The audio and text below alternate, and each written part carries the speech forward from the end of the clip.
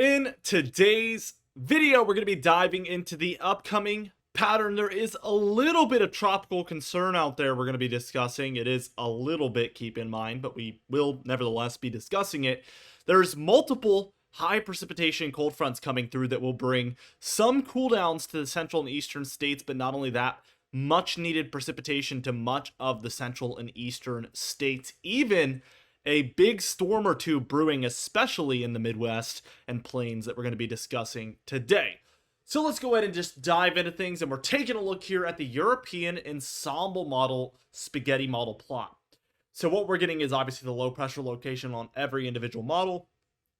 Our main area of concern is in the very, very far southern Caribbean, very near Central America here, the southern tip of Central America, I would say, right here. And we do see some of these European models trending at this one, moving northward towards maybe Jamaica or Haiti here, maybe even Cuba. So that area in general, there is some models like the GFS that we're going to take a look at in a little bit that have some of this flirting with maybe the southeastern United States, maybe even a Gulf entry here. So that is on the cards. Again, it is kind of a slight chance, but I know that you guys are obviously always interested in anything to do with the tropics. So let's take a look at the GFS model.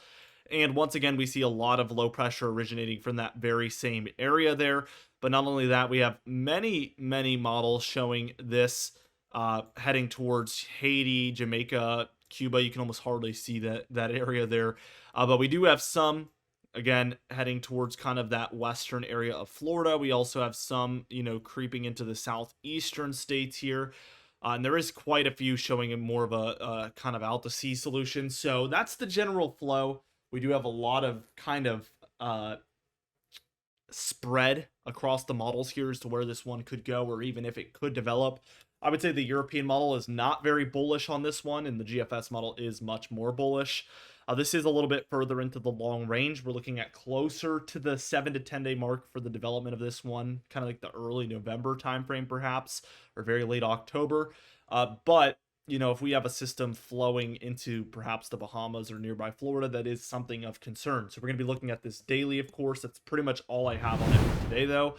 Let's take a look at the upcoming pattern, and as we take a look at later on today on Wednesday, the 23rd, what we see is an overall quieter pattern. We do have some lighter showers, perhaps snowfall for the mountains of the Cascades there, and then some rainfall showers, especially in eastern Canada, but some are extending down into the Great Lakes or perhaps the Ohio Valley. The overall jet stream is a little bit of a trough in the west with a ridge over the more four corner states and plains with a bit of a trough here across some of the east here. That's your general jet stream look. And again, follow the dips. We've been talking about this. There's obviously some cooler air here in the east. We have more ridging action here across the west. And then for the immediate west coast, there is some troughing. Let's take a look at Thursday afternoon on the 24th. And what we get is a flatter jet stream for now, although there is a trough heading eastward. So we will see one originate from this. And it all kind of comes due to a low pressure center here over the plains, some precipitation across the Midwest and northern plains there. We will see some dippage happening here as we move into Friday afternoon. So let's take a look at that on the 25th. And we don't have too much low pressure to work with anymore, but there is some storminess here in this pocket, as you can see. Some of the Midwest, Ohio Valley, Great Lakes, South Central Canada, and Eastern Canada here, even the Toronto area, seeing some precipitation. Overall, a little bit of a ridge out west, now a trough across these more central areas, and a little bit of a ridge still for the eastern United States, and we will have this moving generally eastward. So let's take a look at what's happening by the time we reach Saturday here on the 25th, and clearly we're going to move into a very strong ridge pattern out west. So we have this structure here, and a very decent trough over the east. That will bring seasonal, if not below normal temperatures for most areas. The areas most likely to have seasonal temperatures will be these more southern areas that are experiencing a spotty shower or two. And we're seeing unseasonable cold up here to the north, where there is also some precipitation for eastern Canada and into the northeast as well. As we take a look at Sunday, we see a lot of this is still around, especially for the immediate east coast, as we begin to develop a really strong ridge over the more central states here. So more of a very intense ridge look. And then we have this troughing action once again for the East Coast. And this should bring really cool temperatures for the Mid-Atlantic and Northeast, especially where we're even seeing some showers and even snowfall showers there for the mountainous Northeast. Meanwhile, we do have a more intense storm system moving onshore to the northwest, some snowfall for the Cascades, the Canadian Rockies as well, with rainfall in the lower and more coastal areas. Monday here, we finally are beginning to see this trough move out for the east, but we still have a very massive ridge here over the Midwest, and then a really intense trough to the east after that. That is moving out, though. The peak of it is offshore, but this is still bringing some cooler temperatures over the east and very, very warm over the central and Midwest states, with a massive cool down now moving onshore to the west, where we see snowfall for the Cascades, Sierra Nevada, and the Rockies. So the whole trilogy of mountain ranges out there are seeing snowfall, and more lower areas are seeing rainfall by this point. A very intense look here for Monday. As you can see, Tuesday on the 29th, we kind of get more intense, honestly. Very strong low over Colorado. Snowfall still the trend here for most of the Rockies here, especially if you're in Utah, Wyoming, or Colorado, where we're seeing very heavy snowfall and some lower elevation rainfall. The jet stream is a huge trough in the west, a massive ridge here over more of the Great Lakes, and then a little bit more seasonal over the east here, where we're seeing temperatures really dipping over the east. If I just follow these, we're seeing something like this. So more of a trough look here, more of a ridge look here. And what this would basically mean, in my interpretation, would be near normal conditions for the East Coast, but very far above normal here just to the west of it, with very far below normal temperatures here in the west overall with that snow system. Let's take a look at Wednesday here. And this is when things begin to really intensify into some higher precipitation for the central states. We're seeing a low pressure center develop here. It looks like it wants to have a warm front look here to the east and a cold front here to the south. We're seeing that kind of action here. So this should push some of that cold eastward over time. We're now seeing the ridge centered over more of the east. So that is slowly making its way eastward through time. And overall, we're seeing a bit of a ridge look here, trying to move on to the southwest here, which would push this cold air eastward. So that is the flow that I see here. Some snowfall for the Cascades, rainfall for the lower elevations, snowfall trending still for a lot of the Rockies, and then we're seeing high precipitation near these frontal boundaries associated with this low in the Midwest. Also, some Gulf state showers or perhaps thunderstorms are moving up with this more warm and humid weather, so keep that in mind as well.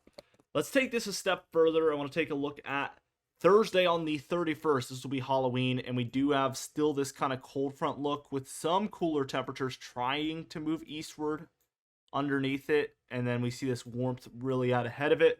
But there's still this cold push for the northwest, and this should keep things flatter out here as opposed to dipping really far south.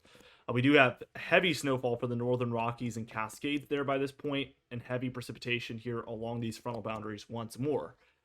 For Friday, what we see is that frontal boundary really just dies out on this particular model run. It does not make it to the eastern seaboard. It dies out beforehand. And we see the heart of that cold still located, I would say, over the Rockies here. With a bit of a warm look for the immediate west coast, could move things eastward, but we have snowfall here for the Rockies still with that colder air, and it looks like we're going to get some sort of low pressure development here in between. We have really surging thunderstorm activity here for the plains out to the southeast of where that low should originate. Very interesting. What we see is that by the time we're reaching Saturday morning on November 2nd, heavy precipitation here across the Midwest here, the plains, the deeper south, even the Great Lakes and Ohio Valley here, and this could be on the move eastward. We have snowfall behind it still for the Four Corner states and some of Wyoming as well, but we have this warm up kind of moving towards Canada here up the west coast and kind of curving inland. This could swing this cold around and begin to move a lot of this precipitation to the east here, which would be much appreciated, I'm sure, by most people especially with the cooler weather, kind of the stormy weather. We have had a huge lack of precipitation over the past few weeks and months. Total precipitation here really reflects what we've been talking about. I would say above average amounts here for a lot of the Northwest, even the Rockies here, especially over this kind of Midwest area and plains where we have a couple of stronger lows develop. Below average probably for much of everywhere else. But let's take a look at it. And sure enough, again, some of the Pacific Northwest here above average, some of the Rockies, and again, plains and Midwest here, another area to watch for above average precipitation. So all of these areas are trending in the right direction. And I would say even the east and long range, because again, a lot of this activity could be on the move eastward, which would be good news for them. But we definitely see more than we've been seeing. We've been typically in the dark browns or reds for the east, and we're seeing much more light to medium browns here. So I know that's kind of nitpicking and really trying to, I would say, find the optimism within kind of still a pretty dry situation, but it is an improvement nevertheless, and the long range looks a little bit more optimistic. So a few good things to think about there as far as precipitation.